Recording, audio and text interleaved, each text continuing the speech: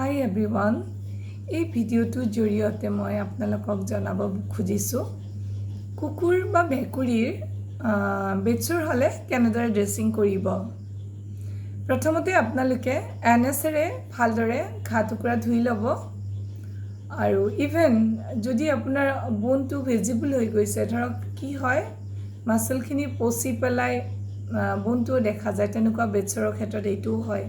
Even তেনেকুৱা ক্ষেত্ৰত আপোনালোকে প্ৰথমতে এনএছেৰে ভালদৰে ধুই ল'ব, তাৰপাছত গছ কাপোৰ বা কটনেৰে ভালদৰে এৰিয়াটো শুকাই ল'ব আৰু তাৰপিছত আপোনালোকে প্লেচেণ্ট্ৰেক্স আৰু ইণ্টাৰভেন সমান পৰিমাণত মিহলাই ল'ব। ইণ্টাৰভেনৰ সলনি আপোনালোকে ষ্টাববেন বা টি বেগ তেনেকুৱা ধৰণৰ মানে চেম কম্পজিশ্যনৰ যিকোনো মলম আপোনালোকে ইউজ কৰিব পাৰে।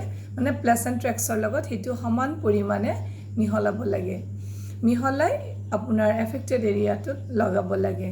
আৰু এয়া আপুনি দিনটোত কিমান বাৰ কৰিব সেয়া নিৰ্ভৰ কৰিব বেডছৰৰ গভীৰতাৰ ওপৰত, কিমানখিনি বেডছৰ কিমান গভীৰ হৈছে, মানে কিমান বেছি হৈছে তাৰ ওপৰত এয়া নিৰ্ভৰ কৰিব।